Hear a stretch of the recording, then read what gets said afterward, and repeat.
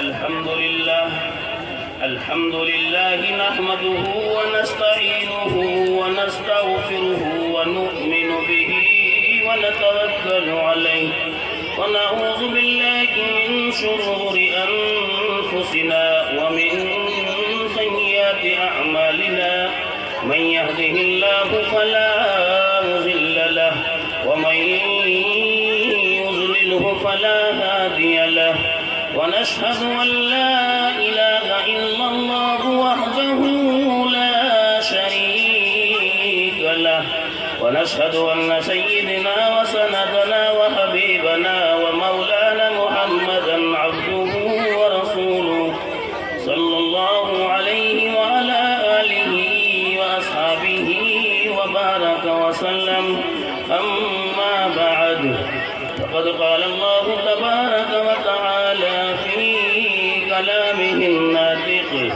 أعوذ بالله من الشيطان الرجيم بسم الله الرحمن الرحيم قل إن كنتم تحبون الله فاتبعوني يحببكم الله ويغفر لكم ذنوبكم والله غفور رحيم وقال الله تعالى في مقامه الآخر يا أيها الذين آمنوا اتقوا الله حق تقاته ولا تموتن إلا وأنتم مسلمون وقال النبي صلى الله عليه وسلم لا يؤمن أحدكم حتى أكون أحب إليه من والده وولده والناس أجمعين صدق الله وصدق رسوله النبي الكريم ونحن ذلك لمن الشاهدين والشاكرين والحمد لله رب العالمين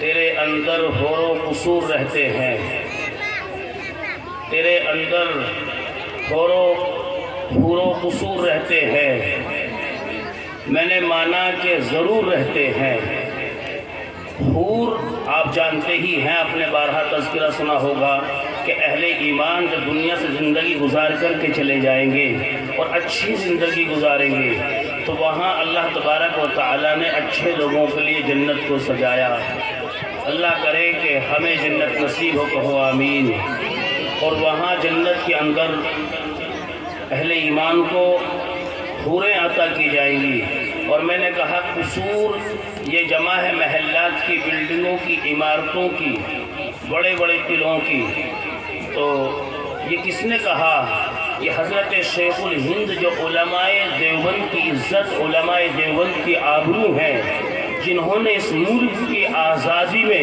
اہم کردار ادا کیا دارالعلوم کو دارالعلوم بنانے میں اہم کردار ادا کیا تو حضرت نے مخاطب ہو کر کے جنت سے یوں کہا تیرے اندر حور و قصور رہتے ہیں میں نے مانا کہ ضرور رہتے ہیں جنت میرے دل کا طواف کر میرے دل میں حضور رہتے ہیں جنت میرے دل کا طواف کر میرے دل میں حضور رہتے ہیں اور کسی نے قلم اٹھا کر کے یوں بھی کہا یوں لکھی نبیوں کی ثنا میں نے اول سے آخر تک یوں لکھی نبیوں کی ثنا میں نے اول سے آخر تک لکھ دیا لفظ محمد بس ہوگی اول سے آخر تک بہت حضرات محترم اور معزز سامعین کرام روایت کے اندر آتا ہے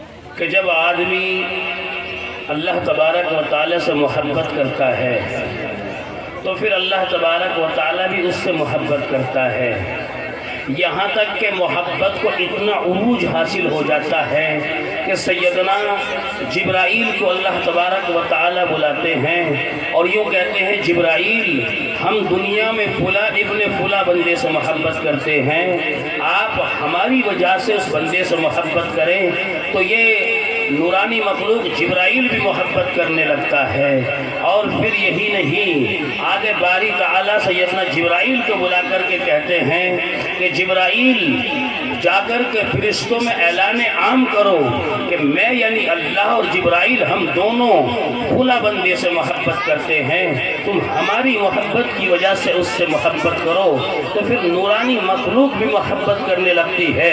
اور پھر یہی تک نہیں بلکہ سیدنا جبرائیل کو حکم ہوتا ہے، جبرائیل آسمان پہ جا اور نچلے آسمان پہ پہلا، دوسرا، تیسرا، چوتھا، پانچواں، چھٹا، میں نیچوں کو گن دلا رہا ہوں، اس طریقے سے آسمان پہ یعنی نچلے آسمان پہ جانے کے بعد یہ اعلان کر کہ میں اور اللہ یعنی اللہ اور جبرائیل اور فرشتے خلا بندے سے محبت کرتے ہیں، تم ہم سب کی محبت کی وجہ سے اس سے محبت کرو۔ اور اس حدیث کی پوری تشریح سب سمجھ میں آئی تھی جب امام حرم دہلی کے اندر آئے تھے اور یہاں پڑوس ملک سے پیر ذوالفقار دیوبند کے اندر آئے تھے۔ اور ابھی آپ یوں بھی سمجھ سکتے ہیں کہ یہاں ہمارے محترم حضرت اقدس ہمارے سرپرست حضرت قاری محمد شاہد صاحب مد ظلہ العالی تشریف فرما ہے، اور آپ ان سے مسافے کے لیے دوڑے، اور پھر میں نے دیکھا کہ آپ نے اکرام یہ کیا کہ راستے میں روکا، بائک پہ بٹھائے، پھر وہاں لے پھر وہاں سے لائے۔ تو یہ محبت کا تقاضا یہ حدیث بتلا رہی ہے کہ جو اللہ سے محبت کرتا ہے اللہ اس سے محبت کرتا ہے، اور اللہ پھر فرشتوں کو دل میں محبت پیدا کرتا ہے، پھر دنیاوی لوگوں کے دل میں اس کی محبت ڈال دی جاتی ہے۔ حالانکہ ایک دوسرے کے ہم خاندان کے نہیں ہیں، رشتہ دار نہیں ہیں، کیا تعلق ہے امام حرم کے ساتھ میں ہمارا؟ وہ تو ہمارے ملک کے بھی نہیں ہے۔ کیا تعلق ہے حضرت اقدس پیر ذوالفقار کے ساتھ ہمارے ملک کے بھی نہیں ہے، کہ جائے کہ خاندان دور کی بات ہے، ہمارے رشتہ دار بھی نہیں ہے۔ اور کیا تعلق ہے میرا اور آپ کا؟ میں آپ کو صحیح سے نہیں جانتا، آپ مجھے بھی نہیں جانتے، لیکن حدیث سمجھ میں آ رہی ہے، اور حدیث کی نکات اور باریکی سمجھ میں آ رہی ہے، اور حدیث کی تشریحات سے سمجھ میں آتی ہے کہ ضرور بھی ضرور اللہ تبارک و تعالی اپنے نیک بندوں سے محبت کرتا ہے، اور پھر محبت کو لوگوں کے دلوں میں منتقل کر دیا جاتا ہے۔ یہی تو ہے کہ جب تم اللہ سے محبت کرو گے اللہ تم سے محبت کرے گا۔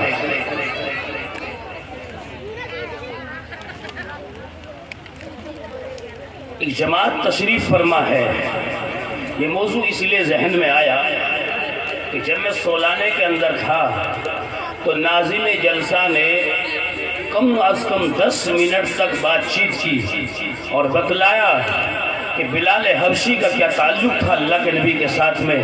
وہ تو حبشہ سے آئے تھے، اللہ کے نبی تو قریش سے ہیں، وہ چل کر کے آئے تھے، اور کیا تعلق تھا اللہ کے نبی صلی اللہ علیہ وسلم کا حضرات صحابہ کرام کے ساتھ میں۔ یہ کہ بات دیگرے یعنی ایک صحابی میرے آقا صلی اللہ علیہ وسلم پہ جان نچھاور کرنے کے لیے تیار رہتا تھا، اور یہی تو وجہ ہے کہ اس ادا کو اللہ نے اتنا پسند کیا کہ قرآن یوں بول اٹھا رضی اللہ عنہ ورضوا عنہ، اللہ ان سے راضی ہو گیا، وہ اللہ سے راضی ہو گئے۔ تو بہرحال مجھے عرض یہ کرنا ہے کہ صحابہ کرام تشریف فرما ہے، اللہ کے نبی صلی اللہ علیہ وسلم تشریف فرما ہے، میرے آقا نے فرمایا لا یؤمن احدکم حتی اکون احب الیہ من والدہ وولدہ والناس اجمعین۔ فرمایا تم میں سے کوئی بھی شخص اس وقت تک کامل مومن نہیں ہو سکتا جب تک کہ میں تمہاری نگاہ میں تمہاری اولاد، تمہارے والدین، حتیٰ کہ دنیا کے تمام لوگوں سے زیادہ محبوب نہ بن جاؤں۔ اسی جماعت کے اندر عمر فاروق رضی اللہ تعالیٰ تشریف فرما تھے،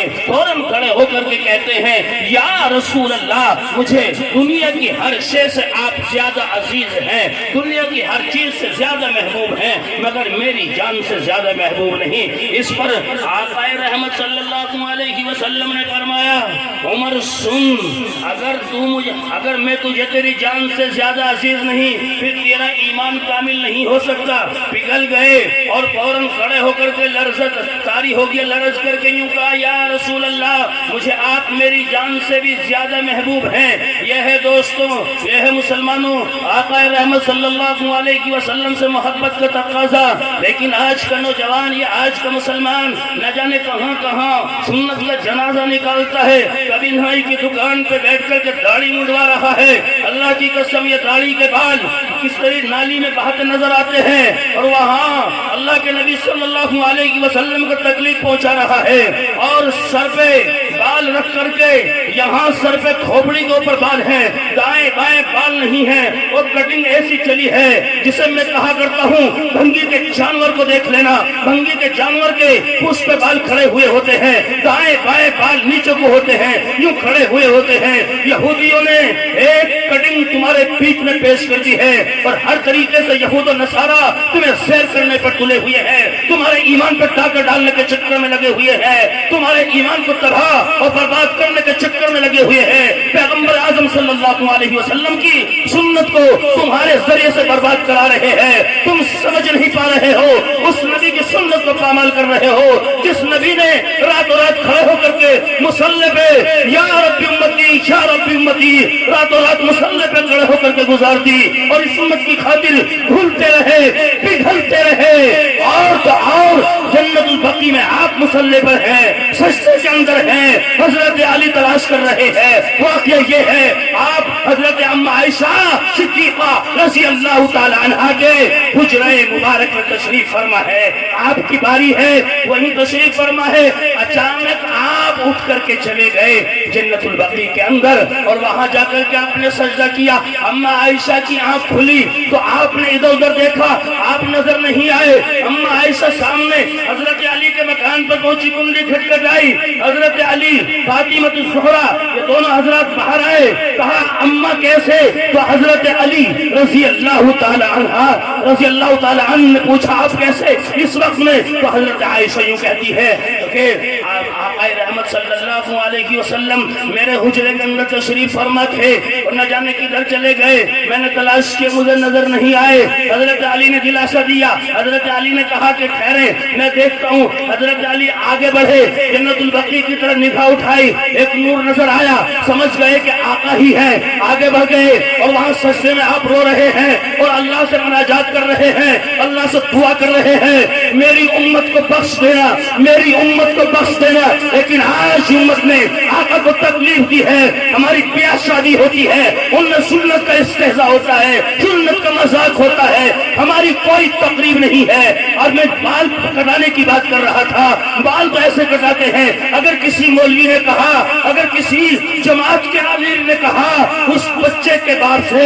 یہ کہ تمہارے بچے نے کیسے بے ڈھنگا حال بنایا ہے، بال کس طریقے سے کٹاتا ہے، جانتے ہو مسجد کے محلے کے امام سے اس کی ماں کیا کہتی ہے؟ ابھی تو بچہ ہی ہے، آہستہ آہستہ سمجھ جائے گا۔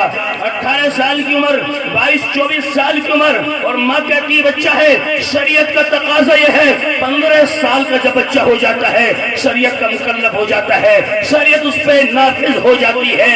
اللہ کی قسم تاریخ اٹھا کر کے دیکھو، وہاں پنجاب کے اندر راجہ طاہر نے چند مسلمان عورتوں کو گرفتار کر لیا۔ حجاج ابن یوسف کا زمانہ ہے، یہاں پنجاب ہے اور وہاں حجاج ہے۔ حجاج ابن یوسف کو ایک بہن نے وہاں جیل کی سلاخوں سے خط لکھا، اور خط لکھ کر کے یوں کہا حجاج تیرے زمانے میں ہمیں ہندوستان پنجاب کے اندر راجہ طاہر نے قید کر لیا ہے، ہماری چادروں کو داغ داغ کیا جا رہا ہے، ہماری عزتوں کے ساتھ میں کھلواڑ کیا جا رہا ہے، اور تم وہاں ایسا عشرت کی زندگی گزار رہے ہو۔ حالانکہ حجاج ظالم بادشاہ تھا، لیکن یہ بحث یہاں سے خارج ہے۔ مجھے تو صرف یہ بتلانا ہے، حجاج نے خط پڑھا، خط پڑھنے کے بعد حجاج کے پیروں کے نیچے سے زمین کھسک گئی، اور حجاج نے ایک لشکر وہاں سے بھیجا راجہ طاہر کے مقابلے میں۔ بدقسمتی سے اس لشکر کو شکست ہو گئی، یہ زیر ہو گیا، ایک لشکر دوبارہ روانہ کیا، پھر یہ لشکر آیا ہے، آپس میں جنگ ہوئی ہے، یہ لشکر بھی ہار گیا۔ پھر حجاج ابن یوسف نے اپنے بھتیجے محمد بن قاسم کو بھیجا، یہ کہہ کر کے بھیجا ہے کہ اسلام کی عزت ہے، اسلام کی آبرو ہے، تم میرے ترکش کا آخری تیر ہے۔ یہ 18 سال کا نوجوان سر پہ ہاتھ رکھ کر کے یوں کہا کہ تم میرے ترکش کا آخری تیر ہے۔ یہ آیا ہے، لکھا ہے تاریخ کے اندر ہندوستان تاریخ کے اندر لکھا ہے کہ جس علاقے سے نکل گیا اس علاقے کو فتح کرتے چلا گیا، جس علاقے سے گزر گیا اسی علاقے کے اوپر اسلام کا پرچہ بلند ہوتا چلا گیا، جس علاقے سے گزرا ہے اس علاقے کو اپنے قبضے میں لے لیا۔ راجہ طاہر نے پیشکش کی ہے محمد بن قاسم کی طرف کہ جتنا علاقہ تم نے فتح کر لیا ہمیں منظور ہے، آگے نہ بڑھو۔ جانتے ہو محمد بن قاسم نے کیا کہا؟ محمد بن قاسم نے کہا میں دولت کے جلال میں نہیں آیا، مجھے حکومت نہیں چاہیے، میں اپنی بہنوں کو آزاد کرانے کے لیے آیا ہوں۔ ایک جھٹکے میں اسلامی ماں کو وہاں سے نکال لیا، یہ تھا۔ اور آج ماں کہتی ہے کہ 25 سالہ نوجوان کو، ابھی بچہ ہی تو ہے، وہاں 18 سال کے نوجوان نے حالات بدل کے رکھ دیے۔ نعرہ تکبیر، نعرہ تکبیر۔ سنت کا جنازہ نکالا جا رہا ہے اور دعویٰ کرتے ہیں ہم تو مسلمان ہیں، نبی کے امتی ہیں، نبی کے امتی ہیں۔ نبی نے تعلیم دی تھی کہ بیاہ شادی میں اتنا اسراف کرنا، اتنا خرچ کرنا۔ نبی نے تعلیم دی تھی کہ ویڈیوگرافی کرنا ولیمہ سنت ہے، اگر نہیں کرو گے تو کوئی پکڑ تو نہیں ہوگی۔ میرا مطلب کہنے کا یہ ولیمہ مت کرو، سمجھو بات کو۔ کوئی قرض لے کے ولیمہ کرتا ہے، کوئی سود بیاض لے کے ناک کی خط ولیمہ کرتا ہے، اور کوئی ولیمہ کر رہا ہے حاجی نمازی، تب بھی وہاں فوٹوگرافی ہو رہی ہے، فوٹوگرافی ہو رہی ہے۔ اور اب تو ایک نیا کیمرہ آیا ہے، وہ فضاؤں میں اڑتا رہتا ہے، تصویر لیتا رہتا ہے، تصویر لیتا رہتا ہے۔ پھر اسے جب دیکھتے ہیں بیٹھ کر کے، زوم کر کے دیکھتے ہیں فلاں کی بیٹی، دیکھو فلاں کی بہو کیسے کھا رہی ہے، اللہ معاف کرے۔ اگر ہمارے سامنے کوئی ہماری بیٹی کو، ہماری بہن کو کہے کہ ایسی ویسی، تو ہم اسے گریبان پکڑ کر کے اس کو جو ہے اچھا 4-6 رہبٹ لگائیں، لیکن وہ گھر میں بستر میں لیٹ کر کے ہماری ماں بہن کو نہیں دیکھیں گے جب وہ فوٹوگرافی ہوگی۔ کوئی ہے تم میں سے جو کہتا ہو اسے بند کرو؟ ایک سنت کو زندہ کرنے کے لیے 1000 خرافات جنم لے رہی ہے۔ مسلمانوں ایسا ولیمہ جائز نہیں ہے، ذمہ داری کے ساتھ بات عرض کر رہا ہوں۔ دم بھرتے ہو کہ ہم تو نبی کے امتی ہیں، نبی سے محبت کرنے والے ہیں۔ ایسی محبت کا دم وہی بھرتے ہیں جو وہاں رات دن پڑھ کر قوالی گاتے رہتے ہیں۔ نبی نے ایسی تعلیم نہیں دی تھی ہمیں۔ اگر نبی سے محبت کرنا ہے، ایسی محبت کرو جیسے حضرت ابوبکر نے کی ہے۔ حضرت ابوبکر کی محبت کا عالم یہ ہے، اللہ کے نبی صلی اللہ علیہ وسلم نے دن میں مشورہ کیا، ابو بکر رات کو آج ہمیں آپ سے کام ہے، ممکن ہے کہ رات 1-2 بجے ہم آپ کے پاس میں آئے۔ یہ ابو بکر کو اشارہ دیا۔ ابو بکر نے ایک لمحے کے لیے عشاء کی نماز کے بعد بستر پر آنکھ نہیں لگائی ہے، یوں ہی بیٹھا رہا کہ اللہ کے نبی تشریف لائیں گے، میرے محبوب تشریف لائیں گے۔ آنکھ لگ گئی، 1 منٹ 2 منٹ اگر دروازے پہ انتظار کرنا پڑ گیا۔ پھر یہ محبت کیسی محبت ہے؟ اللہ کے نبی تشریف لائے ہیں اور اللہ کے نبی نے کنڈی کھٹکھٹائی۔ حضرت ابوبکر پہلی ہی کنڈی کھٹکی آہٹ سن کر کے دروازے پر آ گئے، اور دروازے پر آنے کے بعد اللہ کے نبی کا پہلا سوال یہ تھا، کیا ابوبکر تم سوئے نہیں ہو؟ حضرت ابوبکر یوں کہتے ہیں، یا رسول اللہ آپ کہیں کہ رات میں مجھے کام ہے اور مجھ سے کہیں ابوبکر جا کر کے سو جائے، یہ کیسے ممکن ہے؟ اللہ کے نبی نے کہا ابوبکر میں تنہائی چاہتا ہوں۔ اللہ کے نبی نے کہا میں تنہائی چاہتا ہوں۔ حضرت ابوبکر نے کہا میری بچیاں ہیں، میرے اہل خانہ ہیں، آپ کے گرویدہ ہیں، آپ کے دل دادا ہیں، یہ تنہائی ہے۔ اللہ کے نبی اندر تشریف لے گئے، یوں کہا ابوبکر مجھے حکم ہوا، اشارہ ہوا، ہجرت کرنی ہے، اب اس مکان کو چھوڑنا ہے، اس زمین کو چھوڑنا ہے، مکے کو چھوڑنا ہے۔ نبی علیہ السلام کو ہجرت کا حکم ہے، کہا کہ مکہ چھوڑنا ہے۔ ابوبکر تیار ہو گئے۔ اللہ کی قسم یہ رفاقت ہے، یہ صداقت ہے، یہ محبت ہے، انسیت ہے، یہ الفت ہے۔ یہ نہیں کہا میں تیاری کروں گا، یہ نہیں کہا میں مشورہ کروں گا، یوں کہا ٹھیک ہے میں چلنے کے لیے تیار ہوں۔ اللہ کے نبی نے کہا سامان ساتھ میں لے لیا جائے۔ سامان ہی کیا تھا؟ مختصر سا سامان تھا۔ اس کے لیے تلاش کیا کوئی کپڑا مل جائے، کوئی پلاسٹک مل جائے، لیکن کوئی چیز نظر نہیں آ رہی ہے. حضرت اسماء یہ چھوٹی بچی ہے, بنت ابو بکر کی لخت شگر ہے, اللہ کے نبی کی سالی ہے. بعد میں جا کر کے یہ رشتہ منتقل ہوتا ہے, اللہ کے نبی کی سالی بنتی ہے. حضرت اسماء چھوٹی بچی ہے, یہاں اپنا دوپٹہ اتارا ہے, دوپٹے کے 2 ٹکڑے کیے ہیں, ایک ٹکڑے سے اپنا سر ڈھانپا ہے اور دوسرے ٹکڑے کے اندر وہاں سامان باندھ دیا ہے. سامان باندھ کر کے اپنے ابو کے حوالے کیا ہے.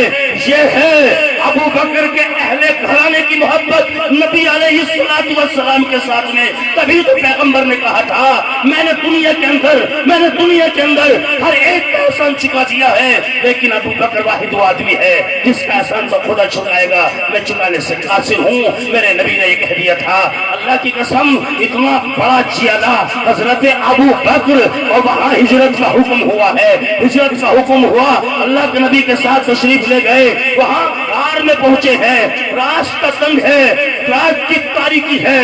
وہاں جس مقام پہ کوئی نہیں جاتا, جس غار کے اندر ہزاروں سال سے کوئی داخل نہیں ہوا, سانپ بچھوؤں کا بسیرا ہے, وہاں حضرت ابو بکر اندر جاتے ہیں. یہ نہیں کہا بلکہ کتابوں میں لکھا ہے, راستے میں حضرت ابو بکر نے کہا یا رسول اللہ آپ میرے کاندھے پہ سوار ہو جائیں, آپ میرے کاندھے پہ بیٹھ جائیں, آپ کو تکان محسوس ہو رہی ہوگی.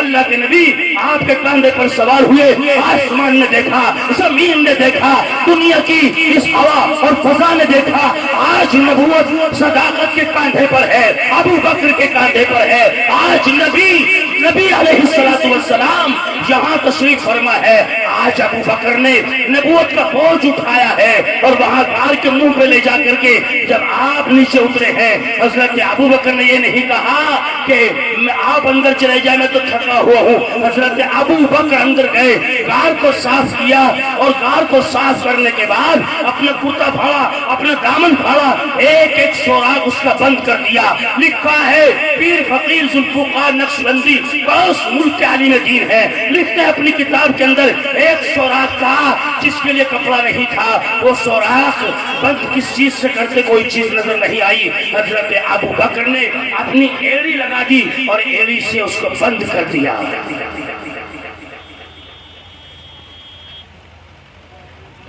ایڑی سے سوراخ کو بند کر دیا.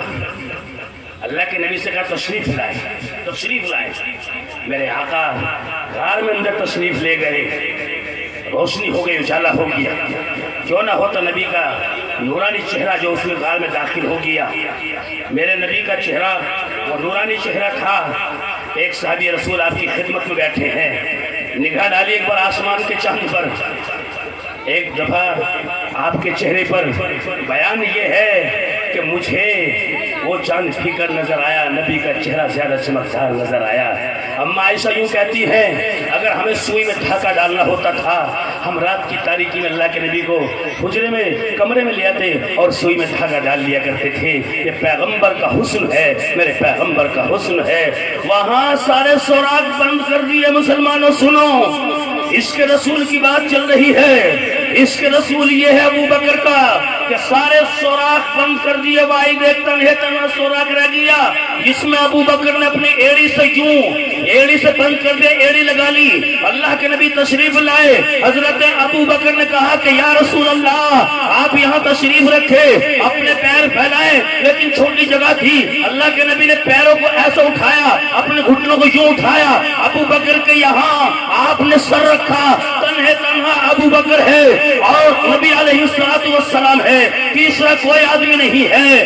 اللہ کے نبی کا سر ابو بکر کی گود میں ایسا رکھا ہے جیسا قرآن پہ رہن رکھا ہوا ہو. جی بھر کے لطف لیے ہیں, جی بھر کے زیارت کی ہے, ایک ایک چیز قریب سے دیکھی ہے. اور وہاں یہ جو ایڑی آپ نے بند کری تھی, یہاں جو ایڑی لگائی تھی, یہاں ایک بچھو بار بار آپ کو ڈس رہا تھا, بار بار ڈس رہا تھا.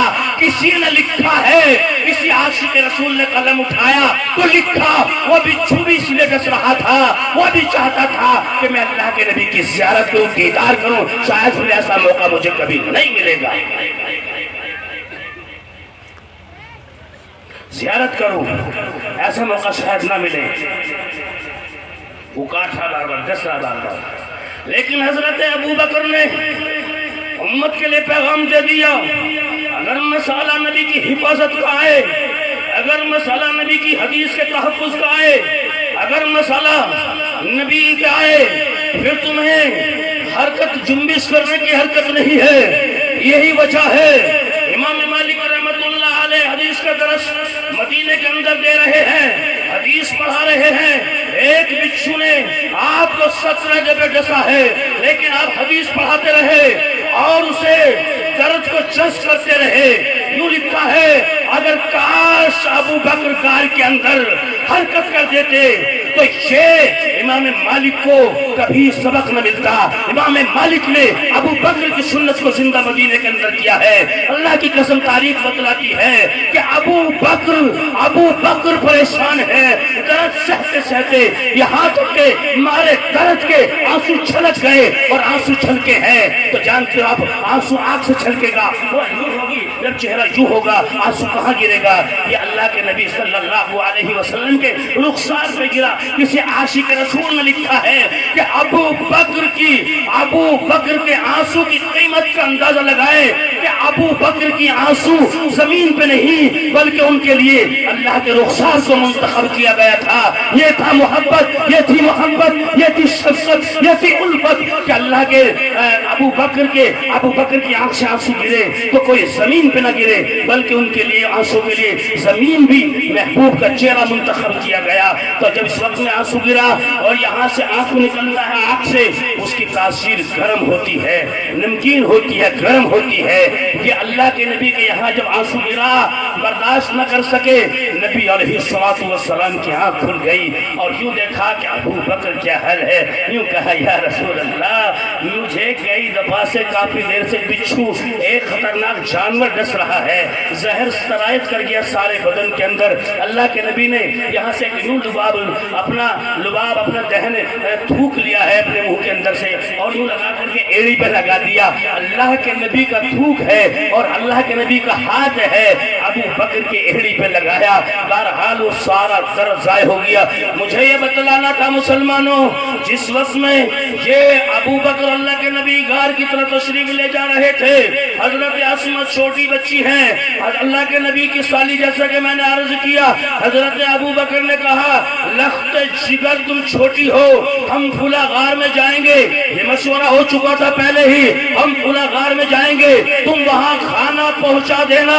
حضرت اسماء کھانا پہنچا رہی ہے، اپنی ڈیوٹی کو انجام دے رہی ہے۔ واپسی میں آئے تو راستے میں ابو جہل ملا۔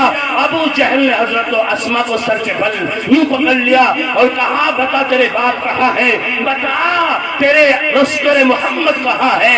حضرت اسماء چونکہ ابو بکر کی لخت جگر ہے، وہ پورا ہی گھرانہ صدیق کا گھرانہ ہے، تمام کے تمام کی گھٹیوں میں صداقت نظر آتی ہے، وہ صداقت نظر آتی ہے، حضور کی رفاقت نظر آتی ہے، حضور کی محبت نظر آتی ہے۔ جب جو کہا کہ بتا تیرے باپ کہاں ہے، جانتے ہو ابو جہل سے اسماء جرأت کے ساتھ میں، بہادری کے ساتھ میں کہا مجھے معلوم ہے میرے ابا کہاں ہے، مجھے معلوم ہے میرے آقا کہاں ہے، لیکن تجھ جیسے نادان کو بتا کر کے اپنے ایمان کو خراب کروں گی کیا؟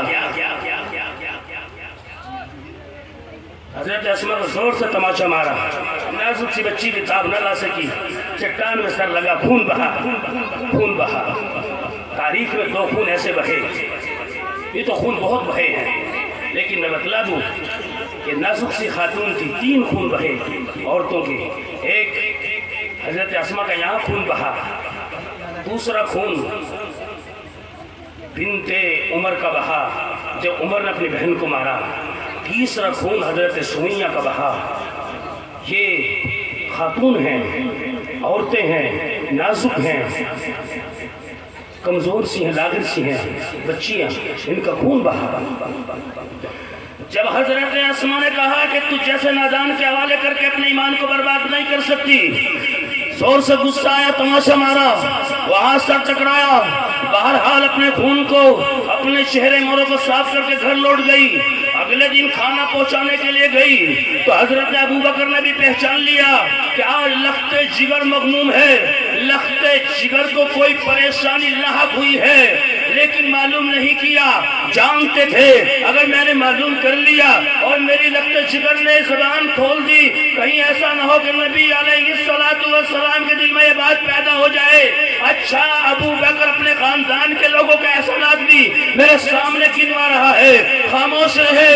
اللہ کے نبی صلی اللہ علیہ وسلم نے جب چہرے کو دیکھا تو چہرے کو دیکھ کر کے آپ سمجھ گئے کہ معصوم سی عصمت پر ظلم ہوا ہے. پوچھا بیٹا یہ ظلم کس نے کیا ہے؟ خاموش رہی. نبی علیہ السلام نے سر پہ ہاتھ رکھ دیا اور پوچھا بتا, تو یوں کہا حضرت اسما نے, راستے میں ابو جہل ملا تھا, مجھے تماچا مارا, معلوم کر رہا تھا تیرے باپ کہاں ہے, محمد عربی کہاں ہے. میں نے انکار کر دیا, میں نے بتلایا نہیں. ابو بکر کے یہ احسانات ہے, ابو بکر کے خاندان کے احسانات ہے. ابو بکر کے بارے میں تبھی تو اللہ کے نبی نے کہا میں نے ہر ایک کا احسان چکا دیا لیکن ابو بکر کا احسان نہیں چکایا. ایک روز حضرت ابو بکر, ایک روز اللہ کے نبی صلی اللہ علیہ وسلم اپنے گھر کے اندر صحن میں لیٹے ہوئے ہیں اور اما عائشہ صدیقہ کی چارپائی یہ ہے, اللہ کے نبی کی چارپائی یہ ہے, یہ دونوں یہاں لیٹے ہوئے ہیں اور دونوں کی نگاہیں آسمان کی طرف ہے. آسمان بھی صاف شفاف ہے, آسمان کی طرف دیکھ رہے ہیں, آسمان پہ ستارے نظر آ رہے ہیں. یوں پوچھا موج مستی کے اندر حضرت اما عائشہ صدیقہ رضی اللہ تعالیٰ عنہ نے اپنے شوہر حضرت جناب نبی کریم صلی اللہ علیہ وسلم کو مخاطب کر کے پوچھا, یا رسول اللہ کیا کسی کی نیکیاں اتنی بھی ہو سکتی ہیں کہ جتنے آسمان پہ ستارے ہیں؟ میرے نبی نے مسکرا کر کہا ہاں ہاں ہو سکتی ہے. پوچھا کس کی؟ یوں کہا کہ عمر کی. ہوائیاں اڑ گئی چہرے سے تھوڑی دیر کے لیے حضرت عائشہ کے چہرے پر. حضرت عائشہ گھبرا گئی. یوں کہا پھر میرا ابا کے بارے میں کیا خیال ہے؟ وہ سوچ رہی تھی میرا ابا کے بارے میں بتائیں گے تیرا ابا کی نیکیاں اتنی ہیں. لیکن جس وقت میں کہا ہاں ہاں ہو سکتی ہے, پوچھا اما عائشہ نے کس کی؟ کہا کہ عمر کی. پھر میرا ابا کا کیا ہوا؟ کہا کہ تیرے ابا کی 3 رات کی نیکیاں, 3 دن کی نیکیاں عمر سے کہیں زیادہ ہے. یہ ہے ابو بکر کا مقام, یہ ہے ابو بکر کا مقام. اور یہی نہیں, غزوہ تبوک کے موقع پر اللہ کے نبی صلی اللہ علیہ وسلم نے چندے کی اپیل کر ڈالی. مسلمانوں آج ہمیں تم سے چندے کی ضرورت ہے. آج اپنے گھروں سے سامان لے آؤ. ہمیشہ ہر جگہ ہر مقام پر عمر یہ سمجھتے تھے کہ شاید آج میں ابو بکر سے بڑھ جاؤں, لیکن بڑھتے کبھی نہیں تھے. نیکیوں میں اعمال کے اندر جب اللہ کے نبی صلی اللہ علیہ وسلم نے غزوہ تبوک کے موقع پر کہا کہ چندہ لے آؤ تو اپنے اپنے گھر لوٹ گئے. حضرت عمر سوچ کر کے آئے تھے کہ میرا سامان اتنا ہوگا, ابو بکر کا سامان اتنا ہوگا, چونکہ جانتے تھے ابو بکر کے گھر میں زیادہ سامان نہیں ہے. حضرت ابو بکر لائے ہیں, عمر لائے ہیں, عثمان و علی لائے ہیں, تمام صحابہ اپنے گھروں سے مال لائے ہیں, نبی کے قدموں میں لا کر کے ڈال دیا. جس وقت میں ابو بکر لائے ہیں تھوڑا سا سامان ہے, عمر لائے اتنا سارا سامان ہے, لیکن اللہ کے نبی نے وہاں سوال چینج کر دیا, سوال بدل دیا. پوچھا ابو بکر گھر کیا چھوڑ کر کے آئے ہو؟ عمر ڈھیر ہو گئے, کہنے لگے یہاں بھی سوال چینج کر دیا, یہاں بھی زیر ہو گیا.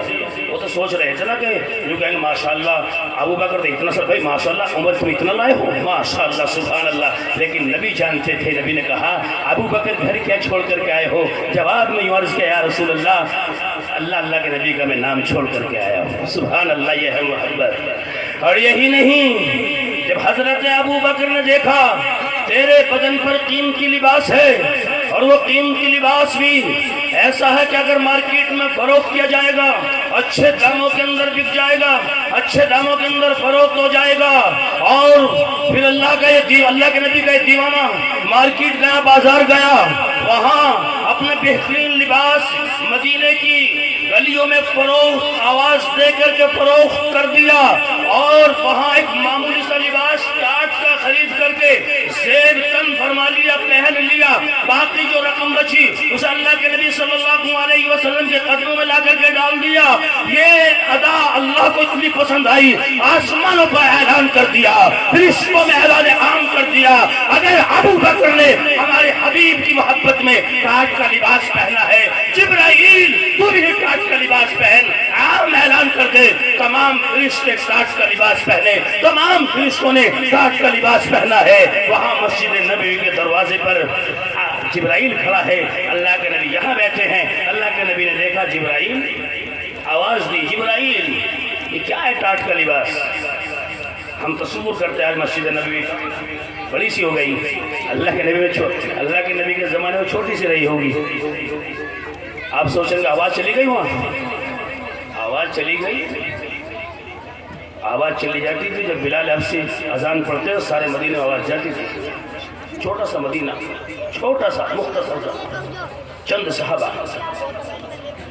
آج تو مارکیٹ ہے, مارکیٹ دیکھیے کبھی, دیکھا میرا اس کو مارکیٹوں میں نظر آتا ہے. وہاں جب ہم حج پہ عمرے پہ جاتے ہیں نا, بس مارکیٹ کے چکر, وہاں مارکیٹ کا طواف ہوتا, مارکیٹ کا طواف ہوتا. یہ نبی سے محبت, مارکیٹ سے بڑے بڑے حاجی نمازی, بڑے بڑے مالدار مدینے کی مارکیٹ میں گھوم رہے ہیں. اللہ کے بندو, یہاں تمہیں موقع ملا ہے طواف کا طواف کرو, یہاں تمہیں موقع ملا زیارت کرو, یہاں تمہیں موقع ملا ہے ذکر و اذکار کرنے کا, ذکر و اذکار کرو. لیکن تم دین کے لمحات کو مارکیٹ کے اندر تباہ و برباد کر رہے ہو. مارکیٹ بہترین سے بہترین تمہارے انڈیا کے اندر, ہندوستان کے اندر موجود ہے.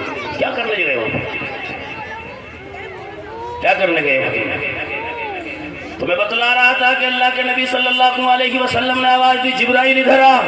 یہ ٹاٹ کا لباس کس لیے جانتے ہو؟ جبرائیل کا جواب یہ تھا, یا رسول اللہ, آج آپ کے ایک صحابی رسول, آپ کے دیوانے نے, آپ سے محبت کرنے والے نے ٹاٹ کا لباس آپ کی اور اللہ کی محبت کے اندر پہنا ہے. ہمیں حکم یہ ہے کہ اگر ابو بکر محبت کا اظہار زمین پہ کرتا ہے تو ابو بکر کی سنت کو زندہ آسمانوں پہ کیا جائے. ابو بکر کو وہاں آسمانوں پہ ابو بکر کی سنت کو زندہ کیا جائے. کہا کہ ابو بکر کو تم پہچانتے ہو؟ تو جبرائیل کیوں کہتے یا رسول اللہ میں نے بارہ پہچانا, تمام فرشتے پہچانتے ہیں. ابو بکر کا مقام یہ ہے, ابو بکر کا مرتبہ یہ ہے. اور یہی نہیں, اور مسلمانوں چلو اللہ کے نبی کے اس صحابی کے در پہ جو کالا کلوٹا ہے, حبشہ کا رہنے والا ہے, جسے بلال حبشی کے نام سے جانا جاتا ہے. یہ حبشہ سے چل کر کے آیا ہے, ابھی کسی کا ابھی آزاد نہیں ہے, کسی کا غلام ہے, لیکن ابو بکر نے خریدا ہے اور خرید کر کے آزاد کر دیا ہے. اسلام کے اندر داخل ہوا. ابو بکر جب اسلام لاتا ہے, ایمان لاتا ہے, ابو بکر کے ایمان کا عالم یہ ہے, اگر ابو بکر اذان نہ دے تو سورج بھی حرکت نہیں کرتا ہے. ابو بکر اذان نہیں دیتا ہے تو سورج بھی طلوع نہیں ہوتا ہے, دن بھی نہیں نکلتا ہے, روشنی بھی نہیں پھیلتی ہے. ابو بکر پھر اذان دیتا ہے تو جانتے ہو سورج حرکت کر دیتا ہے. ابو بکر کا مقام یہ ہے, حضرت بلال کا مقام یہ ہے, یہ ہے, یہ وہ بلال ہے کہ جب اللہ کے نبی حیات ہیں, آپ کی خدمت میں رہ کر کے اذان کے فرائض انجام دیتا رہا. پھر آپ کے پردہ فرمانے کے بعد زمانہ پلٹ کر کے آیا ہے. ابو بکر کا, ابو بکر ہوئے زمین پہ پہلے وزیر اعظم بنے, پہلے خلیفہ بنے ہیں. آپ کی خلافت مدت آپ کی 2.5 سال رہی ہے. اس کے بعد زمانہ پلٹ کر کے آیا ہے عمر فاروق کا. عمر فاروق کے زمانے میں بلال حبشی نے یوں کہا, امیر المؤمنین, میں نے مدینے والے سے, میں نے کالی کملی والے سے سنا تھا کہ جہاد میں نکل کر کے, اللہ کے راستے میں نکل کر کے جو لوگ جہاد کرتے ہیں, جتنے بھی اعمال ہیں, سب سے زیادہ محبوب اللہ کو وہی عمل ہے کہ جہاد میں نکلا جائے. میں چاہتا یہ ہوں میں جہاد میں جاؤں. عمر یوں کہتے, نا تم یہی رہو, اذان دیتے رہو. جانتے ہو یوں بلال حبشی نے کیا کہا؟ بلال حبشی نے یہ کہا, یہ منظور ہی نہیں ہے. میں 2 اماموں کے لیے اذان دیا کرتا تھا, ایک اللہ کے نبی تھے, دوسرے ابو بکر تھے. ابو بکر وہ ہیں جنہوں نے مجھے خرید کر کے آزاد کیا ہے. اب مجھے جانا ہے۔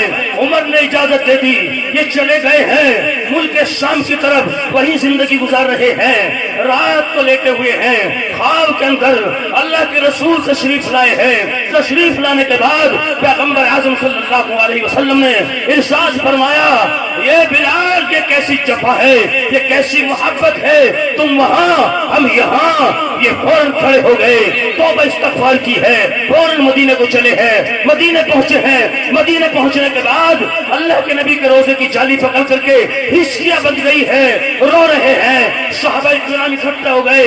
صحابہ کرام جو کہتے ہیں کہ آپ آسان تھے ہمیں تاکہ اللہ کے نبی کا زمانہ یاد آ جائے۔ بلال حبشی کہتے ہیں میرے اندر وہ طاقت نہیں ہے، وہ قوت نہیں ہے۔ اذان کے درمیان جب میں کہوں گا اشہد ان محمد رسول اللہ، میں کس کا چہرہ دیکھوں گا، میں کس کی زیارت کروں گا، میں اپنے آپ کو سنبھال نہ پاؤں گا۔ اللہ کے نبی جب نظر نہیں آئیں گے میں بے چین ہو جاؤں گا، ممکن ہے کہ جان نہ دے دوں، ممکن ہے گشی تاری نہ ہو جائے، اس لیے اذان نہیں دے سکتا۔ صحابہ نے مشورہ کیا، صحابہ نے حضرت حسنین کو تیار کیا۔ حضرت حسنین کون ہے؟ علی کے لخت جگر ہیں، فاطمہ کے دل کے ٹکڑے ہیں، اللہ کے نبی کے نواسے ہیں، یہ تو شہزادے ہیں۔ تاریخ میں ایسے کبھی شہزادے نہیں آئے ہیں، تاریخ نے کبھی ایسے شہزادوں کا دیدار نہیں کیا ہے۔ اس زمین پہ ایسے شہزادے نہ آئے تھے نہ آئیں گے۔ یاد رہے ان شہزادوں کو یہ شرف حاصل ہے کہ اللہ کے نبی صلی اللہ علیہ وسلم مسجد نبوی میں خطبہ دے رہے ہیں۔ یہ دونوں بھائی ہیں، لڑکتے پھلکتے آ رہے ہیں، صفوں کو چیرتے پھاڑتے آ رہے ہیں، چھوٹے بچے ہیں۔ اللہ کے نبی منبر سے نیچے اترے ہیں، دونوں کو اٹھا لیا ہے، گود میں جھول لیا ہے۔ اور اللہ کے نبی کبھی کبھی گود میں لے کر کے کہا کرتے تھے یہ فاطمہ کا باغ ہے، یہ فاطمہ کا باغ ہے۔ اللہ کے نبی دعا دیا کرتے تھے۔ جب اللہ کے نبی سجدہ کرتے ہیں، یہ دیکھ ان دونوں بھائیوں میں سے کوئی ایک اللہ کے نبی کی پشت پر سوار ہو جاتا ہے، اللہ کے نبی کی زلفیں پکڑ کے کھیلتے رہتے ہیں۔ کسی صحابی نے ان کو ہٹانا چاہا، اللہ کے نبی نے اشارے سے منع کر دیا کہ ان کو نہ ہٹایا جائے، یہ ہے ان کا مقام اور یہ ہے ان کا مرتبہ۔ جب حضرت حسنین سے کہا گیا آپ بلال حبشی سے درخواست کریں اذان دے، بلال حبشی سے کہا گیا، بلال حبشی سے حضرت حسنین نے کہا آپ ہمیں ہمارے نانا جان کے وقت کی اذان سنائے۔ پھر بلال کی کیا مجال تھی، انکار کرتے تھے، ان کے اسرار پر تو انکار لازم ہی نہیں آتا۔ بہرحال بلال حبشی نے منظور فرما لیا اور اذان دی ہے۔ یہ بات مسلمانوں سنو توجہ ادھر رہے۔ جب بلال حبشی نے اذان دی، اللہ کی قسم لکھا ہے سیرت کی کتابوں کے اندر کہ وہاں مدینے میں کوہرام مچ گیا، آہو فغا کا عالم تھا، چیخ و پکار چاروں طرف ہو رہی تھی۔ ایک لمبے زمانے کے بعد مدینے کے لوگوں کو اللہ کے نبی کا زمانہ یاد آیا، عورتیں چادروں سے باہر آئی ہے، اپنے مکانوں سے باہر آ گئی۔ لکھا ہے سیرت کی کتابوں میں کبھی مدینے والوں کو اتنا روتا ہوا نہیں دیکھا گیا جتنا روتا ہوا اس دن دیکھا گیا۔ یہ ہے اس کے رسول، یہ ہے اس کے رسول اللہ کے نبی کے ساتھ میں محبت کا تقاضا۔ اور یہی نہیں، میں بات کو اختصار کے ساتھ میں کروں چونکہ وقت بھی 9:30 بجے ہوا چاہتا ہے اور میں بتلاتا چلوں، چلے اس صحابی رسول کے در پر جس لوگ سعد اسود کہتے ہیں، اور اس سے پہلے بتلاتا چلوں وہ جو میں نے ذکر کیا تھا 3 عورتیں ہیں جن پہ ظلم ہوا ہے۔ تاریخ بتلاتی ہے کہ سب سے پہلے آقا کی محبت میں اسلام کی خاطر اور قربانی دینے والی، جان کا نذرانہ دینے والی ایک خاتون ہے، حضرت سمیہ ہے۔ سمیہ کا ایمان، سمیہ کا عشق رسول یہ ہے۔ ابو جہل کو پتا چلا کہ سمیہ جو نازک سی خاتون ہے وہ بھی ہمیں لڑکا رہی ہے، اللہ کے نبی کا ایمان، اللہ کے نبی پہ ایمان لا چکی ہے اور اپنے دین کو چھوڑ کر کے محمد کے دین پر آ چکی ہے۔ وہاں ابو جہل نے اپنا قاصد بھیجا اور قاصد بھیج کر کے یوں کہا، جا کر کے کہو سمیہ سے ہم تمہیں سونے چاندی کا ڈھیر دیں گے، ہم تمہیں مکان دیں گے، پلاٹ دیں گے، واپس اپنے آب و اجداد کے دین پر لوٹاؤ۔ سمیہ نے للکار کر کے کہا، کہہ دینا جا کر کے میں محمد کی دیوانی ہو چکی ہوں، اللہ کو ایک مان چکی ہوں، میرے دل میں لا الہ الا اللہ راسخ ہو چکا ہے، میں نے اس کلمے کو پڑھ لیا ہے، یہ ممکن ہی نہیں کہ اس کلمے کو، کلمے والے کو چھوڑ دوں۔ ابو جہل کو پتا چلا، ابو جہل آیا ہے، ابو جہل نے کہا دیکھ تو چند لمحے کی مہمان ہے، اگر اپنے آبا اجداد کے دین کو لوٹاتی ہے ہم تجھے آزاد کریں گے، ہم تجھے کچھ نہیں کہیں گے، بہت دولت کا ڈھیر بھی دیں گے، مکان بھی دیں گے، لیکن اگر تو اپنی ضد پہ اڑی رہی ہم تیری جان لے لیں گے۔ حضرت سمیہ نے یوں کہا ابو جہل کو للکارتے ہوئے، سن یہ ایک جان ہے، اگر ہزاروں جان ہوتی یہ کہ بات دی کرے، ایک ایک جان کو محمد کے اوپر قربان کر دیتی، قرآن کے اوپر قربان کر دیتی، اللہ کے اوپر قربان کر دیتی۔ ابو جہل کو للکارا ہے، نازک سی خاتون ہے، کمزور ہے، للکار کر کے کہا ظالم نے یہ کیا، 2 اونٹ منگائے ہیں، 2 جانور منگائے، ایک اونٹ ادھر کھڑا کیا، ایک اونٹ ادھر کھڑا کیا، اونٹ کی ران میں رسی باندھی، یہاں سمیہ نے رسی باندھی، ادھر اونٹ کی ٹانگ کے اندر رسی باندھی ہے، سمیہ نے یہاں رسی باندھی ہے۔ کہا کہ سمیہ آخری وقت ہے، ابھی بھی کہہ دے کہ میں مسلمان نہیں ہوں، ابھی چھوڑ دوں گا، آزاد کر دوں گا۔ کیوں کہا سمیہ نے، وہ سن میں نے پہلے ہی کہا تھا ایک ہی جان ہے، اگر 100 جانیں ہوتی ایک ایک رسول اللہ پہ قربان کر دیتی۔ کہتا اس کے رسول اونٹ کو ادھر چلایا گیا، اونٹ کو ادھر چلایا گیا اور حضرت سمیہ کی ٹانگ یوں چھیل دی گئی، بیچ حصے میں نعوذ باللہ خبیث ملعون نے ایسا برچھا مارا کہ حضرت سمیہ اس دار فانی سے دار بقا کی طرف منتقل ہو گئی، رب حقیقی سے جا ملی، جام شہادت کو نوش کیا۔ یہ تھا سمیہ کا ایمان۔ مسلمانوں کہاں زندگی گزار رہے ہو، کدھر جا رہے ہو؟ میرے نبی کے قاتل صحابہ نے کیسی کیسی قربانیاں دی ہیں، کیا سمیہ کا خون رائے گا چلا جائے گا، کیا خباب کا خون رائے گا چلا جائے گا؟ مسلمانوں اپنے آپ کو سنبھالو، اس کے رسول ہی دیکھنا ہے تو سعد اسود کی عدالت کے اندر چلے۔ یہ سعد اسود کالا کلو کا صحابی ہے، میرے نبی کا دیوانہ ہے، اللہ کے نبی کی خدمت میں حاضر ہو کر کے یوں کہتا ہے یا رسول اللہ، کیا یہ میرا کالا پن، میری بدصورتی میرے نکاح کے اندر حائل ہوگی؟ کیا مجھے نکاح سے روک دے گی؟ اللہ کے نبی نے کہا سعد ایسا نہیں ہے، ایسا بالکل قطعاً نہیں ہے، بلکہ شادی کے لیے مسلمان تمہارا ہونا ضروری ہے۔ حضرت سعد اسود نے کہا لا الہ الا اللہ محمد رسول اللہ، میں پہلے سے مسلمان ہوں، لیکن کلمہ پڑھ کے میں نے یہ ثابت کر دیا میں مسلمان، آپ کا دیوانہ ہوں۔ اللہ کے نبی نے کہا کہ جو اپنا رشتہ لے کر کے جاؤ۔ یوں کہا یا رسول اللہ فلاں ابن فلاں صحابی کے پاس بچی جوان ہے، فلاں کے یہاں بچی جوان ہے، فلاں کے یہاں بڑی بچی ہے، میں نے اپنی شادی کا پیغام دیا، مجھے انکار کر دیا۔ اللہ کے نبی نے کہا کہ بات یہی ہے، عمر بن وہب الثقفی، عمر بن وہب الثقفی مدینہ کے تاجر ہیں، بڑے آدمی ہیں، خوبصورت بچی ہے، آپ ان کے یہاں چلے جائیں اور وہاں جا کر کے کہیں مجھے رسول اللہ نے قاصد بنا کر کے بھیجا ہے، آپ اپنی بچی کا ہاتھ میرے ہاتھ میں دے دو۔ مطلب یہ تھا اپنی بچی کا نکاح میرے ساتھ میں کر دو۔ جب انہوں نے کنڈی کھٹکھٹائی رات میں جا کر کے اور یہ عمر بن وہب الثقفی دروازے پر آئے، کیا ہو رہا ہے؟ ایسی میں تم نے یہاں پہ ہوٹل چلا دو گیا؟ میں کوشش کر رہا ہوں کہ تمہیں کچھ سمجھاؤں بتلاؤں۔ درود شریف پڑھو گیا۔ اس کے رسول کی بات چل رہی ہے، میں نے بتایا کہ بچھو کاٹا تو جنبش نہیں کر رہے، ہم پانی کے چکر میں لگ گئے۔ 20 منٹ آپ کے بیچ میں بس وقت مکمل ہو رہا ہے، 9:30 بج رہے ہیں۔ اللہم صلی علی محمد وعلی آل محمد۔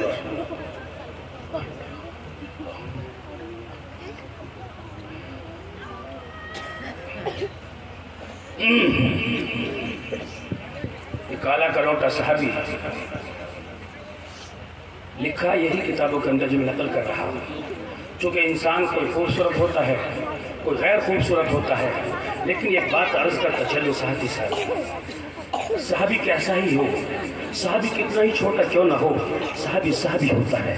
تمام دنیا کے قطب ابدال ایک پلڑے میں رکھ دیے جائیں، تمام دنیا کے علماء، تمام دنیا کے محدثین ایک پلڑے میں رکھ دیے جائیں، رب کی قسم ایک صحابی کا مقابلہ نہیں کر سکتے۔ کسی نے پوچھا عبداللہ ابن مبارک سے، یہ صحابی نہیں ہے لیکن صحابہ کا زمانہ دیکھا، یہ تابعی ہے۔ ان سے کسی نے پوچھا، اپنے وقت کا محدث ہے، پوچھنے والا بھی تیز ترلار تھا، عبداللہ ابن مبارک کا امتحان لے رہا تھا، معلوم کیا کہ امیر معاویہ افضل ہے یا عمر بن عبدالعزیز افضل ہے، اللہ کی قسم اتنا وقت نہیں کہ امیر معاویہ کی تاریخ پر روشنی ڈالوں۔ میں نے میرٹھ میں امیر معاویہ کی تاریخ کو اجاگر کیا۔ ایک آدمی لا کر کے مجھ سے کہا، چونکہ گھنٹہ گھر میرٹھ سٹی کی بات کر رہا تھا، حضرت ایک طرفی بات ہو رہی ہے، بالکل تقریر کے دوران آ کر کے معلوم چہرے مورے سے ہوتا تھا، کوئی سیاست نہ تھا، کوئی نیتا تھا، یوں کہا کہ یہاں ہمارے دوسرے بھائی رہتے ہیں، ان کے دل کو ٹھیس پہنچے گی۔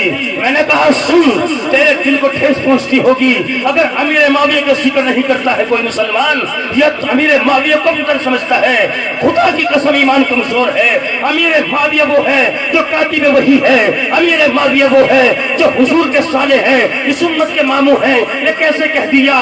اگر یاروں کو ٹھیس پہنچے 1000 مرتبہ پہنچے، لیکن یہاں امیر معاویہ کا ذکر اس لیے نہیں کر رہا ہوں کہ وقت نہیں ہے، لیکن بتلانا یہ تھا کہ امیر معاویہ کی شخصیت بہرحال مجنون نہیں ہے، لیکن وہ کسی اجتہادی غلطی کی وجہ سے دو صحابی رسول ہے آمنے سامنے آ گئے تھے، ایک جنگ کا ماحول بن گیا تھا، آمنے سامنے کھڑے تھے، لیکن یہاں یہ چیپٹر خدا نے بند کر دیا یہ کہہ کر کے رضی اللہ عنہ ورضوا عنہ، اللہ ان سے راضی ہو گیا، اب میں اللہ ان سے راضی ہو گیا، وہ اللہ سے راضی ہو گئے۔ ہمیں اجازت ہی نہیں دی کہ ہم کسی کو کمتر بتائیں، لیکن وہاں پوچھنے والے نے امیر معاویہ کو رکھا ہے، امیر معاویہ کے مقابلے میں عمر بن عبدالعزیز کو رکھا ہے۔ عمر بن عبدالعزیز صحابی نہیں ہے، لیکن ان کا تاریخی کارنامہ یہ ہے، ان کے سارے واقعات عمر بن خطاب سے ملتے جھلتے ہیں۔ انصاف ان کے ارد گرد گشت کرتا تھا، عدل و انصاف ان کی گھٹی میں پڑا ہوا تھا۔ ان کے دور میں بھی ایک ہی گھاٹ پر شیر، چیتا اور بھیڑیا بکری پانی پی لیا کرتے تھے، لیکن کسی کی مجال ہی نہیں تھی کہ نگاہ اٹھا کر کے ایک دوسرے کو دیکھ لے۔ عمر بن عبدالعزیز کا انصاف یہ تھا، عالم یہ تھا، عمر عبدالعزیز بہت بڑا آدمی ہے، اور ادھر امیر معاویہ صحابی رسول ہے۔ سائل نے پوچھا بتاؤ افضل کون سا ہے، جانتے ہو؟ جواب عبداللہ ابن مبارک نے کیا دیا تھا مسلمان؟ سنو، عبداللہ ابن مبارک نے جواب دیا تھا سائل کو، اگر تو جاننا چاہتا ہے کہ افضل کون ہے تو سن، جو امیر معاویہ نے آقا صلی اللہ علیہ وسلم کی مائیت میں رہ کر کے، آپ کے ساتھ شریک رہ کر کے جنگ کے میدان میں جنگیں لڑی ہے، جس گھوڑے پہ بیٹھ کر کے جنگ لڑی ہے، اس گھوڑے کی ناکوں میں جو گرد چلا گیا تھا، وہ گرد بھی عمر بن عبدالعزیز سے 1000 درجے افضل ہے۔ یہ جواب عبداللہ ابن مبارک کا تھا۔ یہاں عبداللہ ابن مبارک کہنا یہ چاہتے ہیں کہ صحابی کا مقام یہ ہے کہ کوئی کتنا بڑا ولی کیوں نہ ہو، کوئی کتنا بڑا محدث کیوں نہ ہو، ایک ادنا سے صحابی کے مقام کو نہیں پہنچ سکتا۔ اگر کوئی دعویٰ کرے خبیث ملعون جھوٹا کذاب ہے۔ میں نے جیسے یہ واقعہ اس لیے ذکر کیا کہ کالے کلوٹے صحابی تک کہیں آپ کے دل میں ان کی کم عظمت نہ ہو جائے، عظمت تو برابر رہے، لیکن میں نقشہ کھینچ رہا ہوں خطابت کے انداز میں، چونکہ وہ کالے کلوٹے صحابی ہے۔ اللہ کے نبی کی خدمت میں تشریف لائے، یا رسول اللہ میرا کالا پن نکاح میں حائل ہوگا۔ اللہ کے نبی نے کہا نا سعد، مسلمان ہی ہونا ضروری ہے۔ اللہ کے نبی میں تو مسلمانوں کلمہ پڑھ دو، کلمہ پڑھا۔ اللہ کے نبی نے کہا کہ وہاں چلے جاؤ، وہاں چلے جاؤ۔ بہرحال کہا سب کے پاس میں گیا، کہا کہ عمر بن حفصہ کے دروازے پہ چلے جاؤ۔ انہوں نے جو کنڈی کھٹکھٹائی ہے، یہ لڑکی کے باپ دروازے پر آئے، ادھر سعد اسود کھڑے ہیں، یہاں دروازے پر لڑکی کے باپ کھڑے ہوئے ہیں، ان کے پیچھے ان کی بیگم کھڑی ہوئی ہے، اپنی ماں کے پیچھے بیٹی کھڑی ہوئی ہے، اور یہ بات کر رہے ہیں۔ جانتے ہو سعد اسود نے سلام کے بعد میں کیا کہا؟ یوں کہا کہ آپ مجھے جانتے ہیں، میں اللہ کے نبی کا صحابی ہوں، اللہ کے نبی کا غلام ہوں، مجھے آقا نے بھیجا آپ کی خدمت میں، آپ اپنی بچی کا ہاتھ میرے ہاتھ میں دے دے۔ مطلب یہ تھا اپنی بچی کا نکاح میرے ساتھ میں کر دے۔ انہوں نے یوں چہرہ یوں گھمایا، پیچھے بیگم کھڑی ہوئی ہے، بیگم کی طرف آنکھوں میں اشارہ ہو گیا، ان کی صورت کو دیکھ کر کے انکار کر دیا۔ یہ لڑکی جو سن رہی تھی کھڑی ہوئی، یہ تو چلے گئے، ان کی لگتا بنت جگر نے کہا ابا جان یاد رہے اگر میں شادی کروں گی تو ساز اسود سے کروں گی، اگر ان ہاتھوں پہ کسی کے نام کی مہندی رچے گی تو وہ ساز اسود ہی ہوں گے۔ آپ نے ان کے کالے پن کو دیکھا، ان کے بھیجنے والے کو نہ دیکھا، آہا یوں کہا ابا جان یاد رہے اگر ہمیں ایمان نصیب ہوا ہے تو اللہ کے نبی کے صدقے میں ایمان نصیب ہوا ہے۔ یہ زمین یہ دھرتی اپنی اصلی حالت پر باقی ہے، میرے نبی کا صدقہ ہے۔ یہ آسمان اپنی اصلی حالت پر باقی ہے، میرے نبی کا صدقہ ہے۔ اگر ہم یہاں زندہ ہیں میرے نبی کا صدقہ ہے، ایمان کی دولت ہمیں ملی نبی کا صدقہ ہے۔ کہیں ایسا نہ ہو کہ سیدنا جبرائیل قرآن لے کر کے آ جائے اور ہماری اور تمہاری برائی تذلیل ذلت کے قیامت تک نعرے رکھتے رہے، قیامت تک ہم رسوا ہوتے رہے۔ قرآن میں کہیں ہمارے خلاف کوئی آیت جبرائیل لے کر کے نہ جائے، وہی لے کر کے نہ جائے۔ ابا جان یاد رہے پھر ہمیں کوئی معاف کرنے والے اس زمین پر نہیں ہوگا۔ لڑکی کی بات کو سمجھ گئے۔ عمر بن وہب ثقفی تیز قدموں کے ساتھ دوڑ کر کے مسجد نبوی پہنچے ہیں، وہاں سعد اسود غمزدہ بیٹھے ہیں۔ اللہ کے نبی کو بتا رہے یا رسول اللہ یوں کہا یوں کہا یوں کہا۔ عمر بن وہب ثقفی نے یا شانے پہ ہاتھ مارا، خدا کے واسطے اللہ کے واسطے سعد چپ ہو جا، یا رسول اللہ میرے ماں باپ آپ پہ قربان، میں اپنی بچی کا ہاتھ لے کر کے خود حاضر ہو گیا ہوں یا رسول اللہ۔ آپ نکاح پڑھائے، وہاں اللہ کے نبی نے نکاح پڑھایا۔ مسلمانوں سنو واقعے کا لب پہ لباب، واقعے کا نچوڑ بتلا رہا ہوں، ایمان بتلا رہا ہوں۔ صحابی رسول اللہ کے نبی صلی اللہ علیہ وسلم کا صحابی ہے، سعد اسود کس درجے کا ایمان رکھتا ہے اور صحابہ کرام کو آپ سے کس درجے محبت تھی، اور ایک آج ہم کیسی محبت کر کے زندگی گزار رہے ہیں۔ سعد اسود نکاح پڑھایا جاتا ہے۔ اللہ کے نبی جو کہتے ہیں سعد تیرے پاس مہر میں دینے کے لیے کیا چیز ہے؟ سعد اسود گردن کو خم کر لیتے ہیں، جھکا لیتے ہیں، یہ کہتے ہیں یا رسول اللہ میں تو کبھی ابو بکر کے دسترخوان کا مہمان ہوتا ہوں، کبھی عمر کے دسترخوان کا مہمان ہوتا ہوں، جب زیادہ بھوک ستاتی ہے امیر معاویہ کے دسترخوان پہ چلا جاتا ہوں، میرے پاس میں کچھ نہیں ہے، نہ چھت ہے نہ مکان ہے، میں تو صرف آپ کا دیدار کرتا ہوں، آپ کا صحابی ہوں۔ میرے آقا نے کہا اگر بات یہی ہے سامنے عثمان کا مکان نظر آ رہا ہے، برابر میں علی ہے، برابر میں امیر معاویہ ہیں، وہاں چلا جا، میرا نام لے کر کے قرض لینا۔ یہ تیز قدموں کے ساتھ میں دوڑے دوڑے وہاں پہنچے ہیں، یوں کہا میں رسول اللہ کا قاصد بن کر قرض لینے کے لیے آیا ہوں، آپ مجھے قرض دے دیں۔ یہ قرض لے کر کے واپس لوٹا، اللہ کے نبی کے قدموں میں ڈال دیا۔ میرے آقا اس قرض کو لے کر کے ایسے اچھال رہے ہیں، میرے آقا درہم دینار کو ایسے اچھال رہے ہیں اور برکت کی دعائیں کر رہے ہیں۔ نبی علیہ السلام برکت کی دعائیں کر رہے ہیں، آسمان یہ منظر دیکھ رہا ہے، کیسے کیسے امتحان ہو رہے ہیں۔ حضرات صحابہ کرام کے خدا کی قسم نبی کا امتحان بھی ایسی ہوتا ہے، صحابہ کا امتحان بھی ایسی ہوتا ہے۔ حالانکہ اگر نبی چاہتا تو وہاں پورے پہاڑوں کو سونے چاندی کا بنا دیتا، صحابہ کرام کو بہترین مکانات عطا کرتا، صحابہ کو فیسلٹی عطا کرتا، صحابہ کرام کے پاس میں تمام سہولتیں ہوتی، تمام فیسلٹی ہوتی، لیکن نہیں، ان کے وعدہ کرایا گیا تھا کہ تم یہاں زندگی گزارو اللہ کو راضی کر کے، تمہیں جنت میں اس کا انعام ملے گا، تمہیں جنت میں اعلیٰ مقام ملے گا۔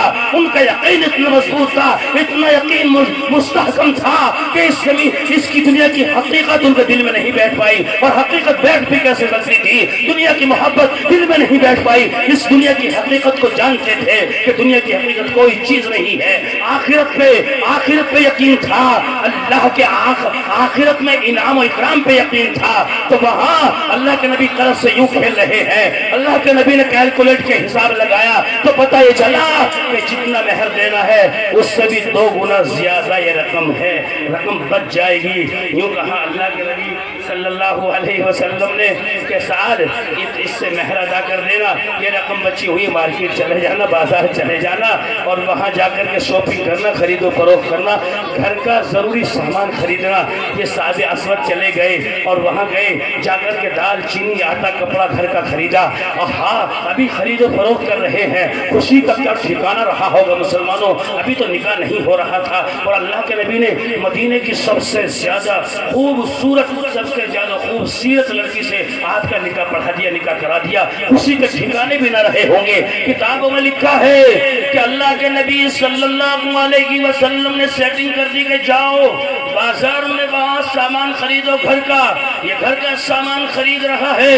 کسی کہنے والے نے کہا مسلمانوں یہاں بازار کے اندر خرید و فروخت میں لگے ہوئے ہو، وہاں پیغمبر اعظم صلی اللہ علیہ وسلم جہاد کے لیے تشریف لے جا رہے ہیں، صحابہ کرام کا لشکر جا رہا ہے۔ انہوں نے جب یہ آواز سنی وہاں مارکیٹ میں کپڑے والے سے کہا یہ کپڑا واپس کر لے، دال چینی آٹے والے سے کہا یہ دال یہ چینی یہ آٹا واپس کر لے، مجھے میری رقم لوٹا دے۔ ساری کی ساری رقم سے گھوڑا خریدا ہے، ایک زرہ خریدی ہے، ایک تلوار خریدی ہے۔ اللہ کی قسم گھوڑے پہ سوار ہو کر کے تیز ایڑ لگائی ہے، تیزی کے ساتھ میں برق رفتاری کے ساتھ میں اپنے گھوڑے کو دوڑایا ہے۔ مسلمانوں کے لشکر میں جا ملے، مسلمانوں کے لشکر میں آگے آگے نظر آ رہے ہیں۔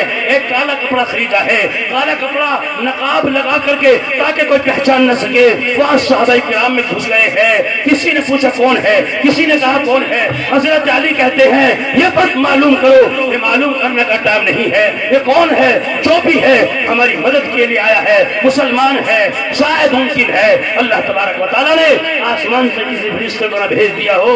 وہاں جس وقت دشمن سے مقابلہ ہوا اپنی بہادری کے جوہر دکھائے، دشمن ادھر سے آیا تلوار کا وار شروع کیا، دشمن ادھر سے آیا تلوار کا وار شروع کیا، ادھر دشمن کی گردن گری ہے، ادھر دشمن کی گردن گری ہے، یہ کے بعد دیگرے ایک ایک دشمن گرتا ہوا نظر آیا ہے، یہاں تک کہ کئی دشمن گرتے ہوئے نظر آئے ہیں۔ صحابہ کرام ان کی بہادری دیکھ کر کے اش کر رہے ہیں۔ یہ تو تمام صحابہ بہادر تھے، لیکن انہوں نے طے کر لیا تھا مجھے بہادری کے جوہر دکھانے ہیں۔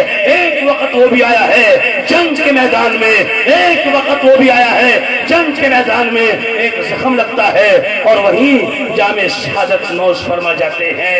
میرے آقا آگے بڑھے اور کپڑا ہٹایا، میرے آقا نے دیکھا 7 پھول، میرے آقا نے چہرہ دیکھ کر کے آنسو بہا دیے، رو دی۔ پھر میرے آقا نے نگاہ اٹھائی آسمان کی طرف تو آقا نے مسکرا دیا۔ صحابی رسول صلی اللہ علیہ وسلم، اللہ اکبر، صحابہ کی جماعت پریشان حیران ہے۔ ایک صحابی نے پوچھا یا رسول اللہ اور شہادہ تو اور بھی پڑے ہوئے ہیں، پھر رونے کی کیا وجہ ہے؟ کہا کہ میں نے ساتھ کو کہاں بھیجا تھا، پورا واقعہ دہرا دیا، میری محبت میں چلا آیا، میری محبت میں چلا آیا۔ پوچھا پھر آپ نے آسمان کی طرف دیکھا تو کیوں مسکرایا؟ اللہ کے نبی نے کہا کہ جنت کی حوریں نچلے آسمان پہ آ کر کے آپس میں لڑ رہی ہیں کہ سعد سے میں شادی کروں گی، میں شادی کروں گی۔ اسی چکر میں ایک حور تیز قدموں کے ساتھ دوڑ کر کے آئی، سب کو جو دھکیلا کہ میں شادی کروں گی۔ اسی چکر میں اس کی پنڈلی سے کپڑا ہٹ گیا، میری نگاہ پڑ گئی، میں نے شرم کے مارے مجھ کو مسکراہٹ آ گئی کہ یہ سعد سے نکاح کرنا چاہتی ہیں۔ یوں کہا صحابہ سے جاؤ جا کر کے کہنا عمر بن وہب صحابی کو پیغام دے دو کہ تمہاری بچی سے بھی خوبصورت خونوں سے اللہ تعالیٰ نے سعد کی شادی کرا دی، نکاح کرا دیا۔ یہ ہے اس کے رسول، یہ ہے اس کی محبت۔ آپ سوچ رہے ہوں گے کہ تمام کا تمام اس کے رسول صحابہ کرام کے بارے میں بتایا، بات کی بات بتائے، اگر اجازت آپ دے تو کسی کا ذکر کروں، ورنہ میں کہوں آخر دعوانا الحمدللہ رب العالمین۔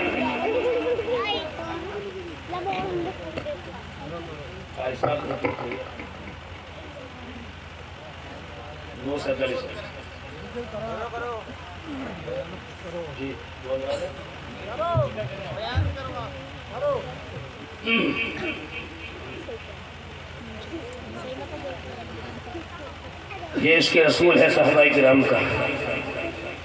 اللہ ہمیں بھی ایسا عاشق رسول بنا دے، کہو آمین۔ آمین تو کہہ دو، آمین تو کرائے پہ نہیں آئی تمہاری۔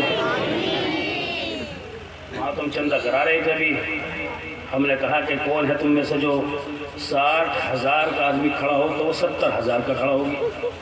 ہم نے جب اس کو دعائیں دی کہ آمین، تو میں نے بھی آمین تو کہہ دو اتنی، پھر انہوں نے زور سے آمین کہی، لیکن تمہاری تو آمین کا پتہ ہی نہیں چل رہا۔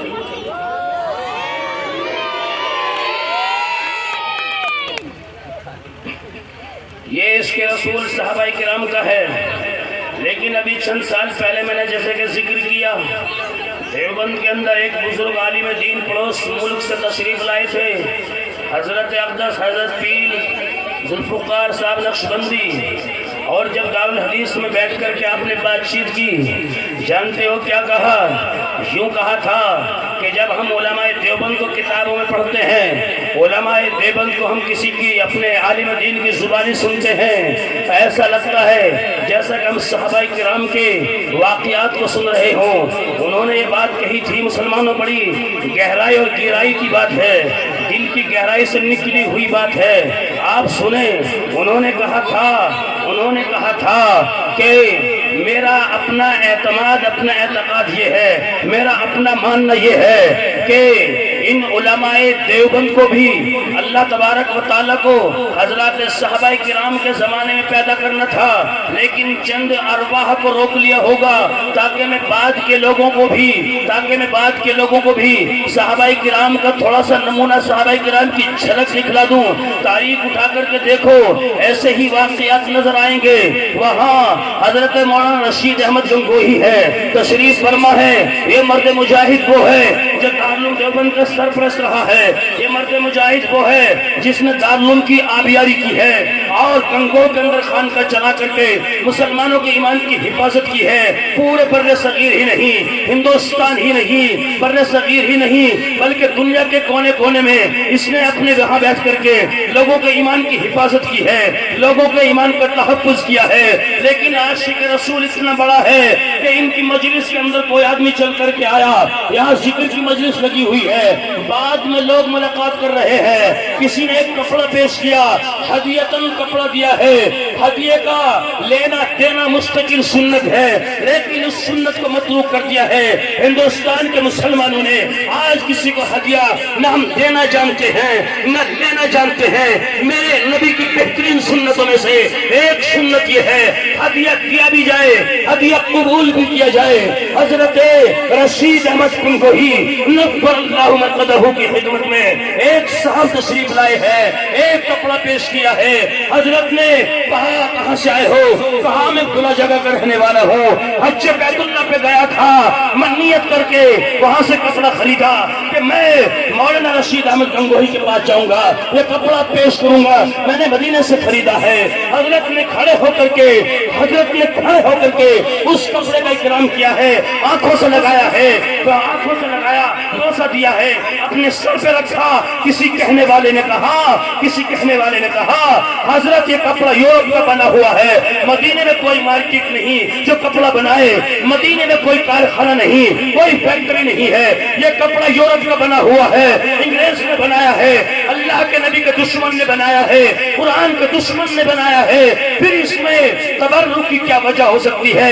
حضرت گنگوہی نے جواب دیا، مسلمانوں سنو، حضرت گنگوہی کا جواب یہ تھا، میں جانتا ہوں یہ کپڑا نبی کے دشمن نے بنایا ہے، یہ کپڑا قرآن کے دشمن نے بنایا ہے، لیکن قابل احترام یہ کپڑا اس لیے ہے، اس کپڑے کو مدینے کی ہوا لگ چکی ہے۔ اللہ اکبر، یہ ہے عشق رسول۔ اور جب مولانا حسین احمد مدنی نور اللہ مرقدہ، یہ مولانا حسین احمد مدنی کون ہے؟ آپ شاید نہ جانتے ہوں، اور جانتے ہوں تو پھر بہت اچھی بات ہے۔ مولانا حسین احمد مدنی وہ ہے جو اس ملک کی آزادی میں پیش رہا ہے۔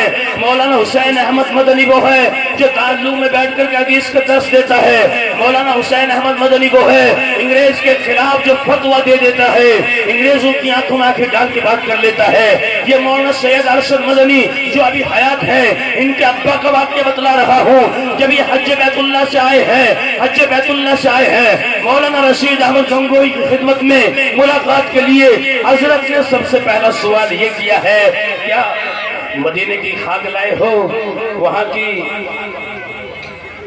مٹی لے کر کے آئے ہو؟ کہا کہ لایا ہوں۔ جب کھجورے بھی پیش کی، مدینے کی خاک بھی پیش کی، زمزم بھی پیش ہوا، حضرت رشید احمد گنگوہی نے فرمایا، لوگوں مدینے کی کھجورے ہیں، ان کی گٹلیوں کو زمین پہ نہ گرانا۔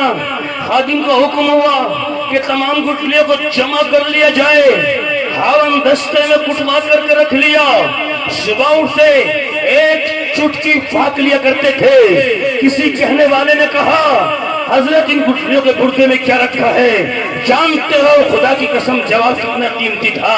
ارشاد فرمایا تم گٹھلیوں کے گردے کی بات کرتے ہو، میرا عقیدہ یہ ہے اللہ تبارک و تعالیٰ نے مدینہ کی مٹی میں بھی شفا رکھی ہے، یہ ہے اس کے رسول۔ اور مولانا قاسم نانوتوی نور اللہ مرقدہ ہیں، یہ وہ ہیں جو دارالعلوم دیوبند کے بانی ہیں، جنہوں نے ہندوستان میں آندھیوں طوفان کے بیچ میں دارالعلوم کی بنیاد رکھی۔ انگریز کا زمانہ ہے اور انگریز نے عام اعلان کر دیا تھا اگر کوئی داڑھی والا ٹوپی والا نظر آئے بلا تحقیق تو گولی مار دینا۔ دلی کے چاندنی چوک سے لے کر کے وہاں خیبر تک، کراچی تک متحدہ ہندوستان تھا۔ میں متحدہ ہندوستان کی بات کر رہا ہوں۔ آج ملک تقسیم ہو گیا، ملک ٹکڑے ٹکڑے ہو گیا، لیکن وہ جس وقت کی بات ہے، جس وقت واقعہ ہے، متحدہ ہندوستان ہے، ہندوستان ایک ہے، ابھی تقسیم نہیں ہوا ہے۔ بہرحال وہاں کراچی سے، وہاں دلی کی چاندنی چوک سے لے کر کے کراچی تک کوئی درخت ایسا نہ تھا جس پہ کسی عالم دین کی گردن نہ لٹکی ہوئی ہو۔ وہاں ہر ایک عالم کی گردن لٹکی ہوئی ہے۔ عام اعلان کر دیا گیا کوئی داڑھی والا ٹوپی والا نظر آئے فوراً گولی مار دینا، عام اعلان ہو چکا تھا۔ مولانا قاسم نانوتوی اس دور میں انگریز کے مقابلے میں تھے، ان کے خلاف وارنٹ جاری ہوا۔ انگریز کی فوج کتوں کی طرح انہیں تلاش کرتی پھر رہی ہے۔ ایک جگہ حضرت تشریف فرما تھے، انہیں پتہ لگا کہ قاسم نانوتوی اس مکان کے اندر ہے۔ وہاں کنڈی کھٹکھٹائی، حضرت نے دیکھا کہ ظالم کتوں کی فوج تلاش کر رہی ہے۔ حضرت قاسم نانوتوی باہر آئے اور پوچھا کہ وہ انگریز جانتے نہیں تھے یہ قاسم ہے، انگریز پہچانتا نہیں تھا کہ یہ قاسم ہے۔ پوچھا کہ قاسم نانوتوی کہاں ہے؟ اب حضرت تو وہاں سے کھڑے ہو کر یہاں آ گئے، کہا ابھی تو یہی کا پتہ نہیں کہاں ہے۔ یہ جھوٹ ہے کیا؟ سمجھ میں نہیں آیا بات؟ ادھر سے نکلے یہاں کھڑے ہو گئے، اشارہ کیا ادھر کو، ابھی تو وہاں پہ پتہ نہیں کہاں ہے۔ چکر کاٹ گئے یہ لوگ، آپ کیسا نکل لیے، آپ نکل گئے، بچ گئے۔ 3 دن تک آپ روپوش رہے، 3 دن کے بعد آپ باہر آئے، اور باہر آنے کے بعد کسی کہنے والے نے کہا حضرت 3 دن کے بعد ہی آپ باہر آ گئے، ابھی تو آپ کے نام وارنٹ جاری ہے، انگریز آپ کو گرفتار کرے گا اور سلاخوں کے پیچھے ڈال دے گا۔ جانتے ہو مولانا قاسم نے کیا؟ اس کے رسول کا اظہار کیا، یوں کہا میں ظالم انگریز کے خوف کی وجہ سے 3 دن کے لیے نہیں چھپا تھا، اگر میرا پیغمبر 3 دن غار میں نہ رہا ہوتا قاسم نانوتوی 3 دن نہ چھپتا، میں مقابلہ کرتا۔ میں نے سنت کو زندہ کیا ہے اپنے آقا کی، یہ تھا اس کے رسول۔ مسلمانوں، میں نے جیسا کہ ذکر کیا حضرت مولانا حسین احمد مدنی کا، یہ بڑے عالم دین ہیں اور بڑا ان کے اس کے رسول ہے، لیکن سچائی یہ ہے کہ میں اب دیر تک بولوں یہ میرے بس کی بات نہیں ہے، چونکہ میں کہیں بول کر کا یہاں بھی بول رہا ہوں، پھر کل بھی کہیں، بلکہ کل سرزنے میں بولنا ہے۔ بڑا عظیم اجتماع ہے، وہ بڑے لوگوں کا پروگرام ہے۔ آج سے لے کر کے 29 شعبان تک کوئی رات خالی نہیں ہے۔ میں اس لیے کہہ رہا ہوں، آپ سوچتے ہیں یہ مولوی تو یوں ہی ہے، یوں ہی نہیں ہے، یہ مولوی ہیں۔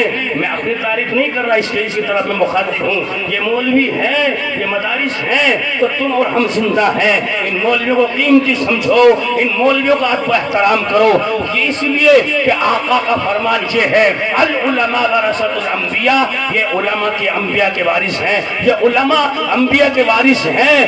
تو اور میں دنیا سے جاتے ہیں، ہماری وراثت کا دعوے دار ہمارا لخت جگر ہمارا بیٹا ہوتا ہے، پیغمبر علی نبینا علیہ الصلوۃ والسلام دنیا سے جاتے ہیں، تو پھر یہ علماء ان کے وارث ہوتے ہیں۔ آج جیسے کیسے یہ ہے، ان کی قدر کرو، کل کو یہ بھی نہ رہیں گے۔ اللہ تعالیٰ عمل صالح کی توفیق مرحمت فرمائے۔ بڑی شدت کے ساتھ سن رہا تھا زمانہ، بڑی شدت کے ساتھ سن رہا تھا زمانہ، ہم ہی سو گئے داستہ کہتے کہتے وما علیہ